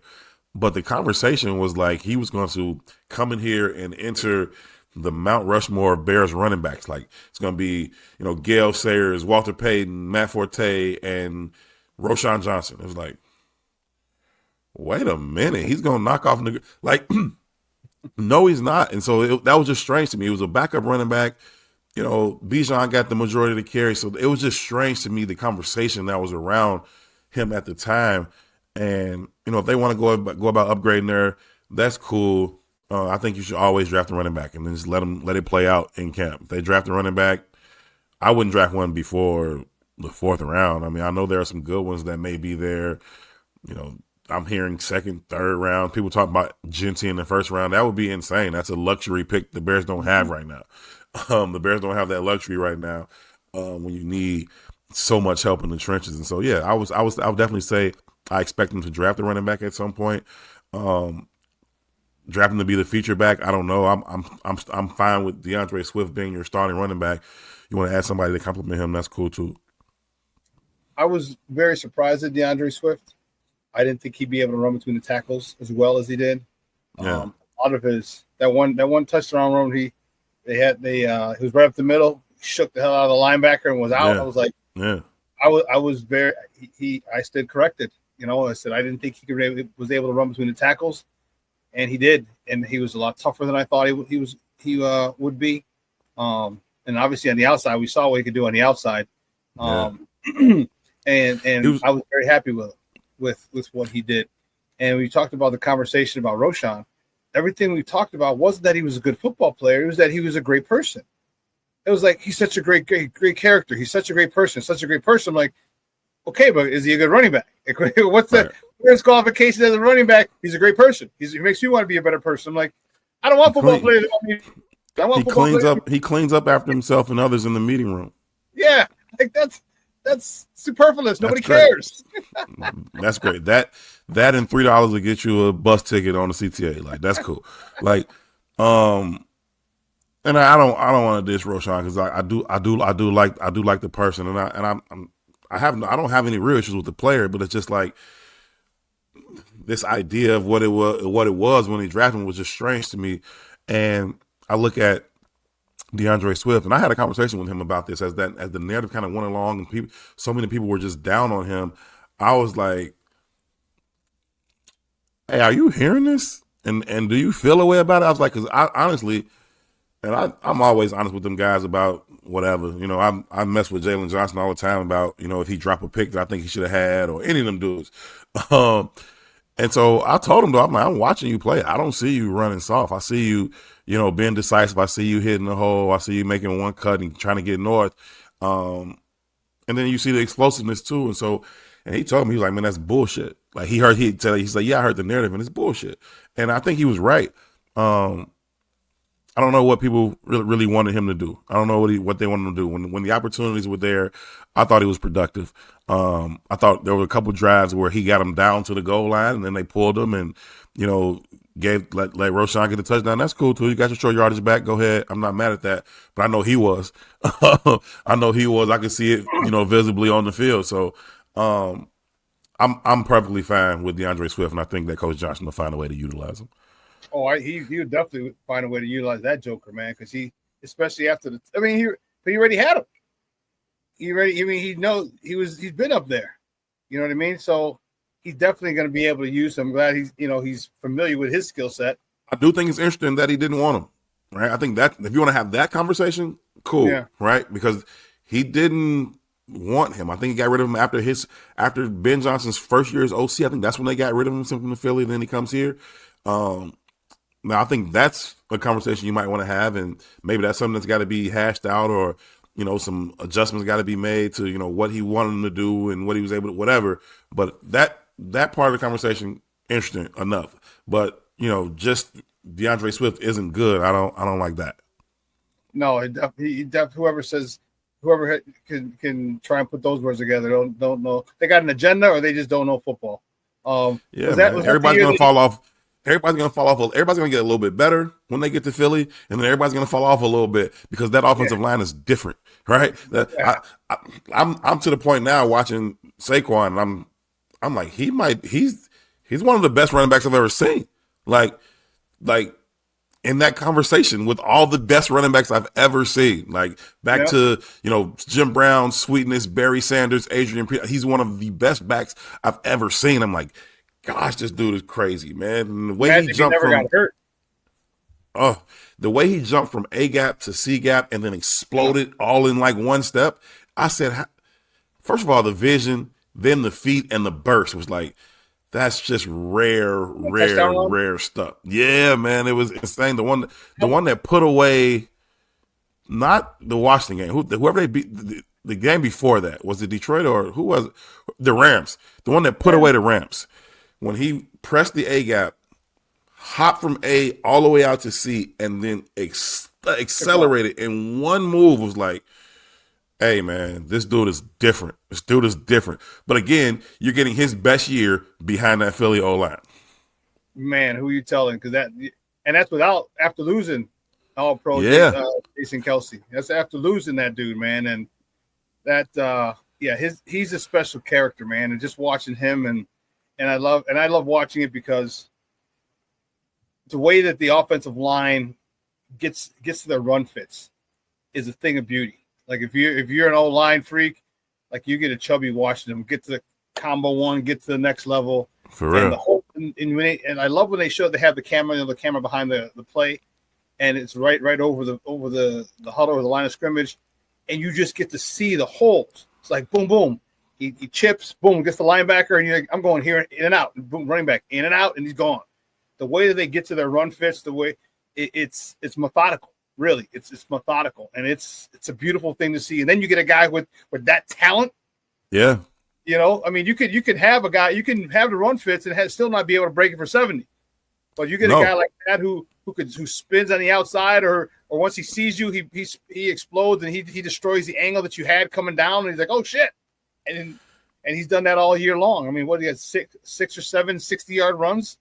It's insane to run with that kind of power and contact balance, but also have the home run speed to finish it from 80 is insane. And 80, what also happens is you get the trust from the running back, right? You know this better than anybody. You get the trust from the running back when you've been consistently blocked for properly and those holes are there. You know those lanes are going to be there. You hit that thing a little bit different. Whereas you playing behind the O-line in Chicago, you're like, it's not usually there. I'm trying to figure this thing out. I'm pitter-pattering a little bit versus, we full speed ahead. We one cut, we jump cut, we decisive, because it's just like playing quarterback, right?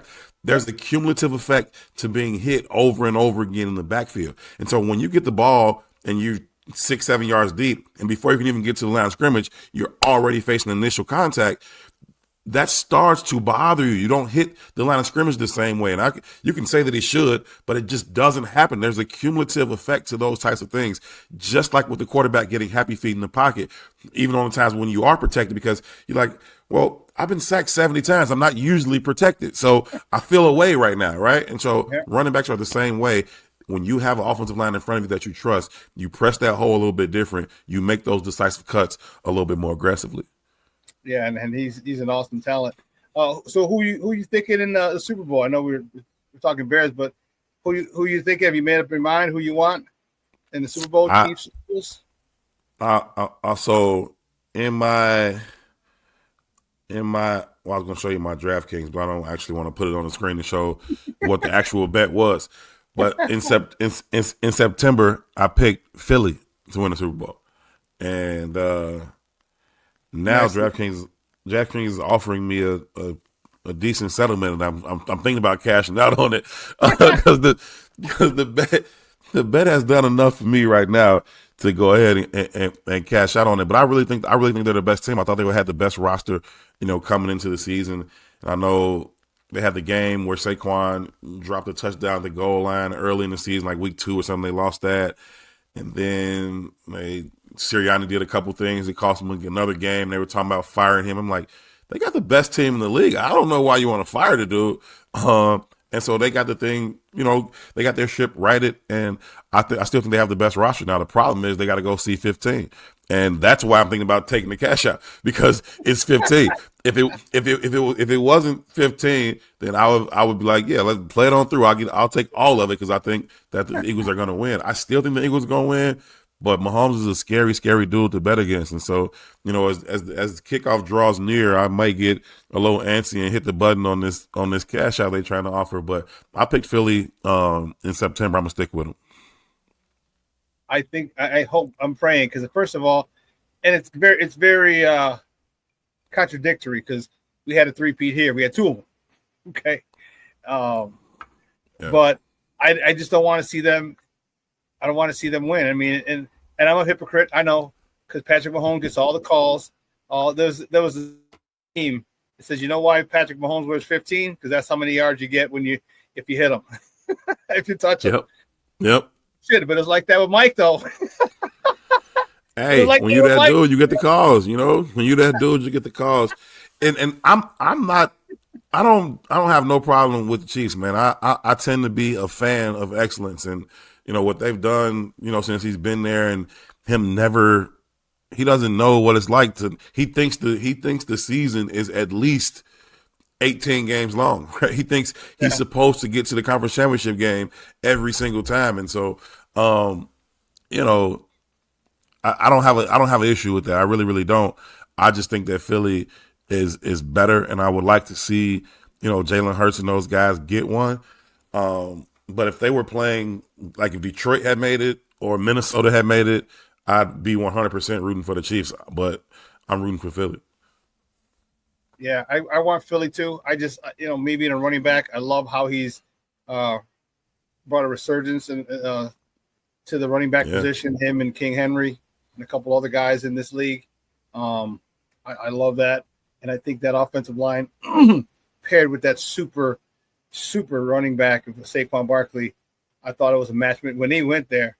I can't believe the Giants, maybe they're just fronting. They're like, yeah, we'll be okay. I'm like, you said one of the best running backs in the league go to the team with the best offensive line in the league? You're crazy? You'll be okay? I don't think they're ever going to do Hard Knocks offseason again, because the Giants, as good as that thing, that may have been the best Hard Knocks I've seen. At least maybe since the old one, back when like the Baltimore Ravens did it with Ray Lewis and Shannon Sharp and Sarah Goose and them. Like that may have been the best one I've seen, the offseason one with the Giants. There was so much access. You saw so many things. You saw the negotiations with Saquon and all of that up until the point where they let him go. And then you get John Mara coming there like, man, we're going to let go of Saquon. And he's like, we'll be okay. It's like, y'all won't be okay. Y'all won't be okay. He's going right down I-95, and he's gonna hop on the turnpike, and he's gonna go win MVP. I think Jonathan Allen. Yeah, I think Josh Allen will probably win it, but Saquon went down there and had that type of season, and you got to watch that. You got to see it twice in your division, and that's just tough, man. So I don't think you'll ever see that kind of access on the offseason, because you got to see all the mistakes that they made and the good things they did. They targeted Malik Neighbors, went out and got him. He had a really good year. So you got to see some of that stuff too. But that Saquon Barkley fiasco was not good for the Giants and their GM. Yeah, because they said, we're not going to pay Saquon. We're going to play Daniel Jones. Well, let Saquon walk. Oh, yeah, and by the way, middle of the season, let's cut Daniel Jones. So now you got none of them. That's not good. Not good at all. And we think, and we're so caught up in beardom, like we don't realize other teams are freaking stupid too. Yeah, it's not just us. It really isn't. And you wonder, a lot of teams have been bad for a long time. How do people get these jobs? And that's the crazy thing. Like, how do these guys, these GMs, and it's like, dude, like, what needs to be done, but you don't do it. You know who you need to sign, but you don't do it. And it's like you sit there and you go, I've wondered this for a long time. Like, how does this dude get this job when everything is literally there? You know what needs to be done, and you just don't do it, and you keep your job. I have no idea how these jokers get these jobs. I was listening to Mike Florio one day, and he was talking about, he said, man, you got to take 2 tests to be able to drive a car. He says there's no test to be an NFL owner. If you got the money, you can buy the team. Nobody's going to ask you like, hey, what do you know about football? Or, hey, what do you know about this? What do you know about the NFL? You got the money, you can buy the team. And that's just it. And now you got these dudes who just got the money running football teams like they know what's going on, and they don't. They don't. And he was like, and that's half of them, the ones that just have the money and they go and buy the team. So the other half, they just inherit the team. They just hit the reproductive lottery. Like they just came out like, hey, in a little while I'm going to own the Bears. And it's like, oh, okay. Well, you marry the daughter of an owner and you screw out his other side. Screw over that side of the family. So, it is what it is, man. It is what it is. But yeah, there's no real, qualifications to own a team. And then when that happens, you don't really have what it takes to know who should then be running the team, right? I own the team, but I don't know nothing about football to even know then who should I put in place to run it? And so you get all these guys that's just like, okay, and doesn't work out. Because you just want to own a team because you're making $400 million a year. Literally, that's what each team makes, except Green Bay, because it goes to the $400 million a year. That's a nice little return on investment. You know what I'm saying? Like, I don't care if you spent $3 billion. I'd say so. You know what I mean? You get that back in 6 years, 8 years. You know what I mean? $400 million. So, yeah, it's crazy. Hey, Herb, great stuff, man. Me and you can sit and talk football for hours, bro. But I know you guys. You know that. You guys. You know that. It's always fun. Every time I look up and you be like, "Hey, I gotta talk to somebody else." I'm like, "Talk to somebody else." Why? No, I'm kidding. I'm kidding, man. It's always nice to come on and talk ball with you, man. I appreciate it. Hey, likewise, man. Hey, before you go though, let everybody know where they can find you and your work online. No doubt, man. You can follow me on Twitter at Herb Howard 411. You can follow my work at It's the Bigs. Shout out to the whole squad over at the Bigs, man. Definitely appreciate everybody, man, tuning in and following the work. It's going to be another interesting offseason for the Bears. They've been seemingly the talk of the league for now 3 off seasons, going back to, when they had the number 1 pick and then traded it for the haul, and then last year with Caleb, and now you're back here again with Ben Johnson, the new coach. And so, it'll be another interesting offseason for the Bears, and make sure y'all stay tuned as this thing unfolds. Yeah, it's going to be fun, man. I'll tell you, sit back. Like our old Uncle Hawk Harrelson used to say, sit back, relax, and strap it down. It's going to be interesting, man. And we got to get a new line coach now still. Are you cool with the coordinator? I'm cool with the coordinators. Are you cool with Declan? Yeah, I mean, some people are like, oh, how does this guy get the job? It doesn't matter, right? He's an OC in name only. He's essentially the assistant OC. This is Ben Johnson's offense. He's going to call the plays.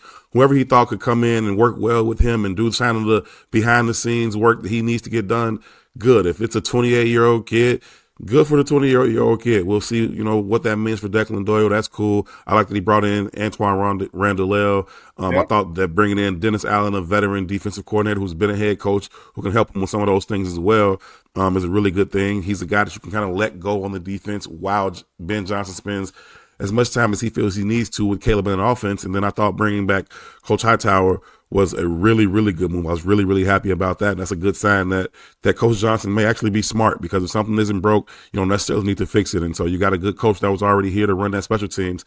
He knows the roster. He knows these guys well. Let them stay in place. And so I was glad that he brought Coach Hightower back as well. So 6 degrees of separation, this football thing is incestuous, is Doyle's dad. Coach was I played under his dad. Really? So my last year at Holy Cross, after my head coach, my first 3 years, he left and took the job at Maryland.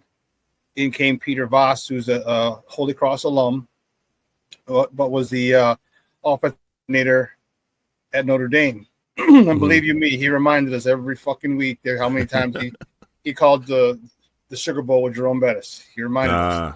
Okay, but his strength coach was Chris Doyle.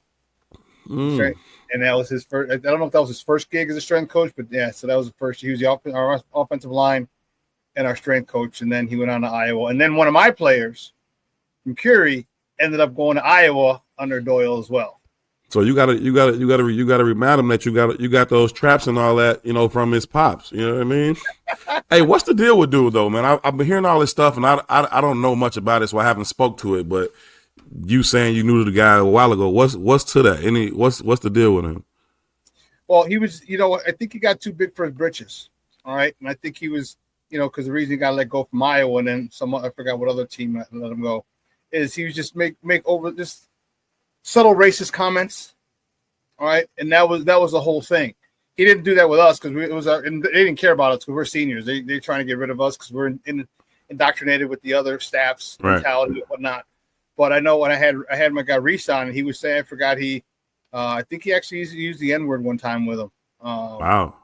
Yeah, and he said he wouldn't. He said it wasn't uncommon for him to hear him use it, but then he directed it one time toward him, and so that's why he got asked to leave, and his dad was I just think he got too big for his britches. He thought he was making about $750, and he's the highest paid strength and conditioning coach. He just figured he could do it and say whatever the hell he wanted to say. Damn. In today's climate, you really can't. So. Well, fuck dude then. Nothing against Declan. I ain't gonna put that on his jacket, but fuck that. You just walking around calling people the N-word. Yeah. And I couldn't believe it. I was like, holy shit, really, Reese? He's like, yeah. I was like, damn. I was like, okay. So, but that's and that's why, a lot of people are like, oh, his dad's is a race. I'm like, look, his dad is his dad. Declan's not his dad. So nah, I'm not putting that on him. Nah, I'm not putting it on him. But definitely not. But yeah, so that was the deal with his dad. His dad wasn't even a covert racist. He was just straight out and out. He was over. He didn't care. I mean, I prefer my racism overt, but you still can't work around me with it. Like you can't, you know what I mean? Like you can't just be walking around using the N-word like it's a cup of coffee, like like it's good morning or something. Like nah, like what the fuck? No. Yep. That was the situation. So hopefully he can build his own legacy and kind of get out from underneath his dad's, horrible shadow. So that's crazy. Cool. All right, man. I'm gonna bounce. I got a couple of things before we finish up, but again, I appreciate it as always, bro. All right, brother. I'll let you later. Thank you, guys. That's Herb Howard from the Bigs, man. Man, I told you we could have just sat there and just talk football, talk all kinds of stuff. That's my man. Does a phenomenal job with the Bigs, covering the Bears. Great questions. And I love talking football with him. Coach Doyle was interesting cat. So one of the things I did not forget. Black Diamond, you still in the house, baby? You still in the house?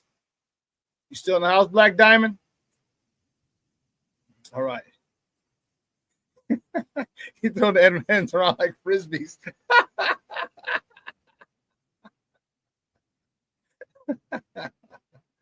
Black Diamond, you still in the house? We about to put your mock draft on, put you on blast, put you on Front Street, see what you got. Give me a thumbs up if you're still in the house, Black Diamond. I think you are. That was 10:43. It was 5 minutes ago. Yes, sir. There he is. All right, here we go. I told you guys, make sure you follow me on Facebook. Make sure you follow me on. It's right here. All right, at the Shawn Sierra. Facebook, Twitter, Instagram, Snapchat, TikTok, all one handle at the Shawn Sierra. Let's take a look at Black Diamond's mock draft. Okay, so it looks like they traded down from 10 and got Will Campbell. Okay, so they traded down from 10 to 16. Obviously picked up some more picks because we got a few more. Okay, then you got, I'm definitely down with that. 16 with 41, you got JT Tuimoloa.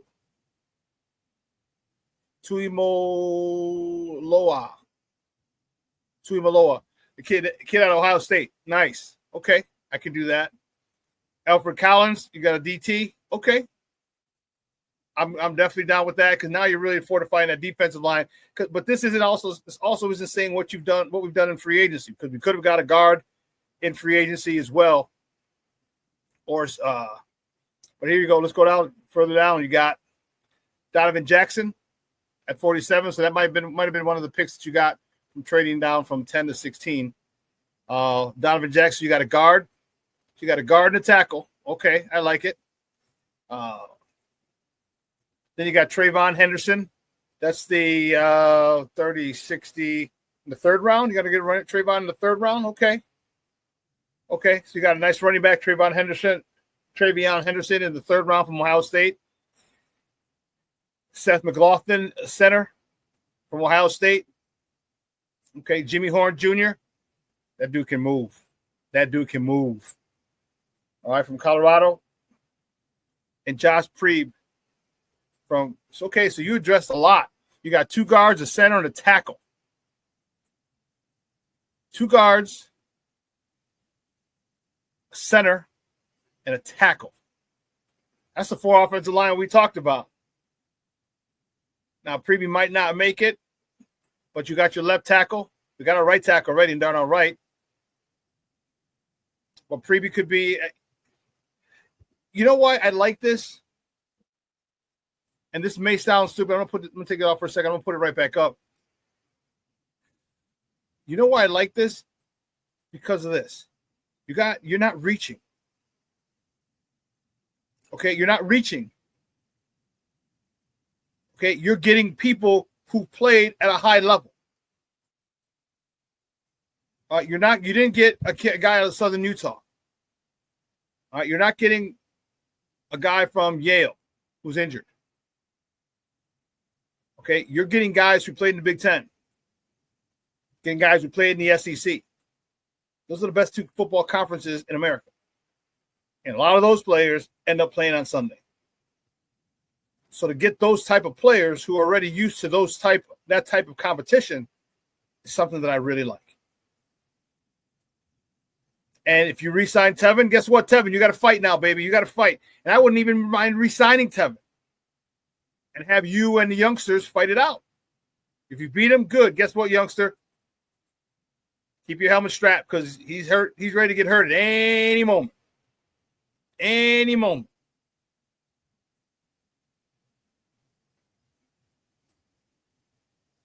Let's see. King Booker World said, I wish I watched college enough to do a mock draft. I don't know who's who. Okay.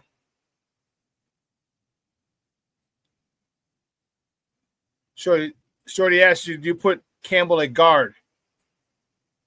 Oh. You do? Okay. So you put Will Campbell at guard.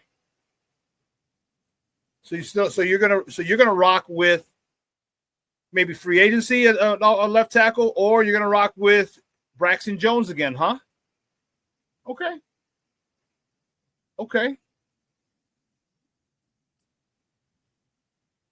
Cornelia Squall says, okay, Black Diamond, address all the needs. I just prefer Quinshawn Judkins over Henderson and Shamar Stewart over JT. Okay.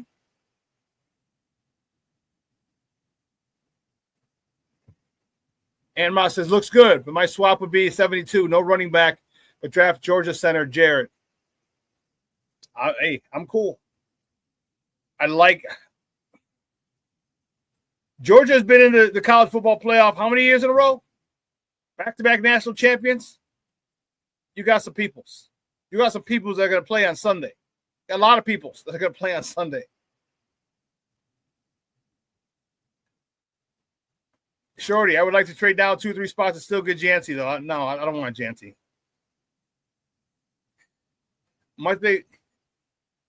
He's a luxury pick. And I think if you had Philly's offensive line, then maybe. But I still, give me the Hogs first.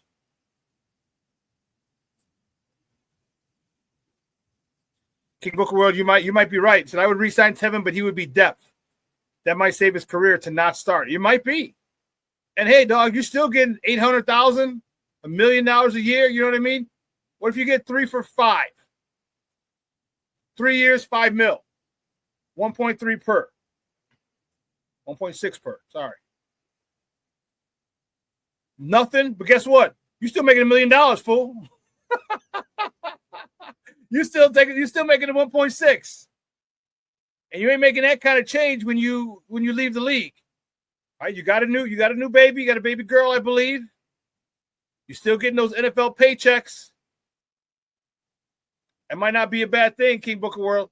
And I hope Tevin Jenkins and his agent are keeping it a buck amongst themselves. Like, hey, Tevin, you can't stay healthy. Okay? But again, if someone else gives him the bag, I tell him jump, take it.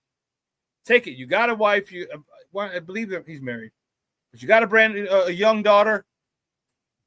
Keep getting those checks as long as you can get it. King Booker World, like you said, that might be right. Him being a backup might be the best way.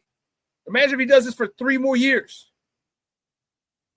3 more years, 4 more years. Like, this is the kind of guy, like, he's not the kind of guy, I'm going to go buy a Porsche. I'm going to go buy a 20-bedroom mansion. No. There's a simple guy from Oklahoma, from Texas, somewhere, you know what I mean? Like, get him a nice $300,000, $400,000 house, which is, especially if he goes back to Texas. Man, if he goes back to Texas, you know what you can get for $500,000? $500,000? Excuse me. Let me see where Tevin is from.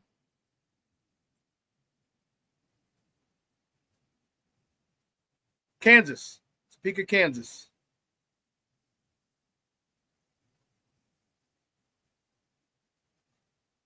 So you imagine a $500,000 in Topeka, Kansas? Oh, man.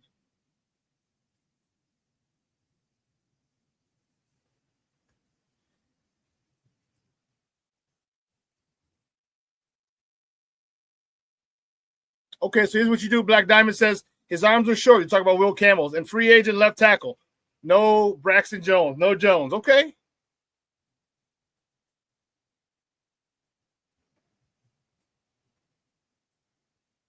No team is going to pay Tevin big money with all those injuries. Sign him to a $9 million a year, up to 15 with incentives for playing time. You're going to pay him $9 million? No, that's crazy. Yeah, he's not getting $9 million. I mean, you get a $3 or $4 million. But I mean, not all impact players have to start. See Bob Sanders. And here's the one thing. This is why this offensive line coach is important, because there's a standard that has to be set. Okay? There's a mindset that has to be instilled on this team. You look at it other places. Why do other places have some second round, third round offensive linemen who are doing work? Or we hear this guy's out, that guy's out, their offensive line is decimated, and they're running for 150 yards. Because it's a mindset. It's a mentality that they have. It's set by the offensive line coach. This hire is huge. Whoever that's going to be for the Bears, it is huge. Hank Fraley was the one that they really, really, really wanted.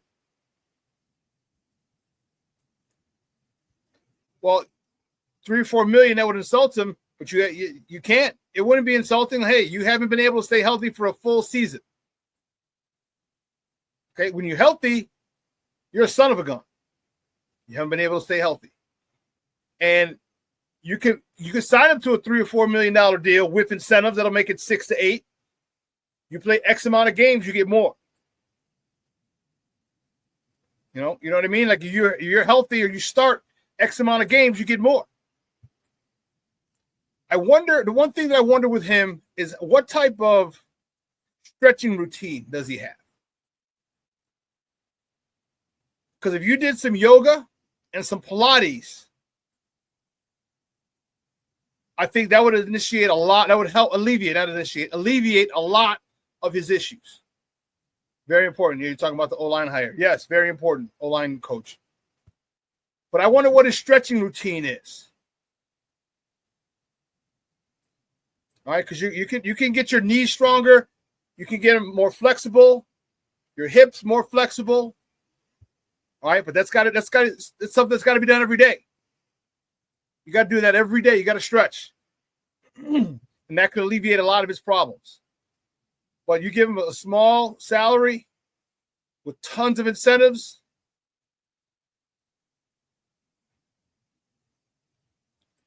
King Booker World said 7 for 3, so 21 mil. That could go up to 25 with levels met. Okay.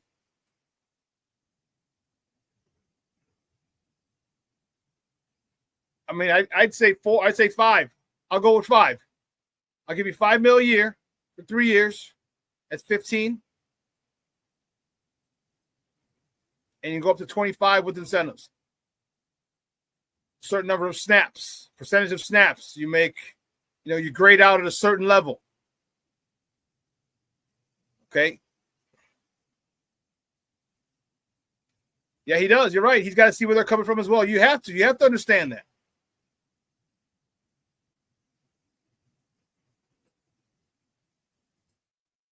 Well, Shorty, you make a great point there as well. Taxes are very important, and Illinois robs their citizens like gangsters. If I were Tevin, I would go to a state with no income taxes. That makes no state income tax you're talking about. Yeah, that makes sense.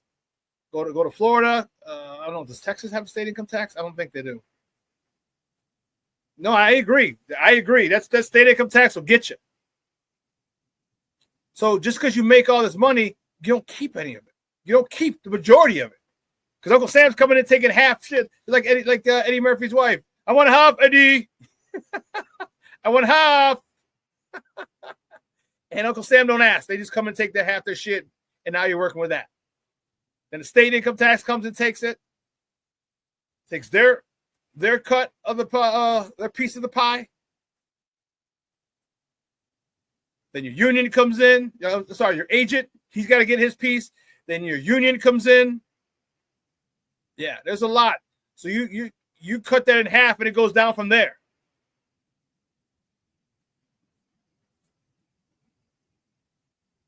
So 10 million here is not 10 million somewhere else. Maybe he wants to be closer to home. He wants to be close to Dallas. Okay, who knows? I don't know. But I like the draft. I like the mock that you did. I like the mock that you did. I like the fact that you really went heavy on offensive linemen. I do. Because Preeb, Donovan Jackson, these are all Big Ten linemen. And you said you want to put Will Campbell at guard. Okay. So you got three new draft picks for 2 slots. Now let's compete. In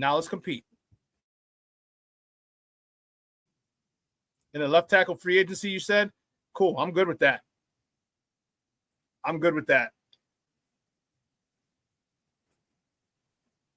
That's nice.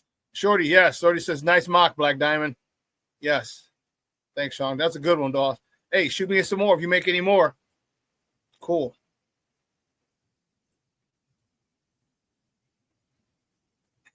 Patty said, enjoy the rest of your day, everyone. Tell your friends and loved ones that you love them. Ain't that the truth? I just found out one of the guys from our CrossFit gym had a heart attack and died. He was 38. Freaking kidding me? 38. Man, 2 hours is coming and gone. I want to say thank you to my guest, Herb Howard, for coming on, man. It was a great segment. If you missed it, make sure you check it out. I'll replay this at 6 o'clock tonight, 6 p.m. Central, just so you know. But beautiful. It's 42 degrees right now. Man, remember it was last week it was like -8. I woke up going to CrossFit. And now it's 42 degrees. All right. Enjoy it. And let your loved ones know you love them. Because, man, we're going through a thing over at CrossFit Warehouse, man. And as I always tell you, tomorrow is promised to no one. 38 years old, had a heart attack and died. And he hadn't been at CrossFit in a while. And the owner, she was saying, she talked to him a couple weeks ago because his brother comes to CrossFit. And he was talking to him a couple weeks ago, and he's like, you know what, I need to get back. And just like that, he's gone. So, man, live life to the fullest, baby. Do it. All right. So for everyone here at Sports Zone Chicago, guys, I'm your boy, the SuperBack, Shawn Sierra. Have a phenomenal day. All right. Love you guys. I appreciate the love and support you give me. Your boy is out.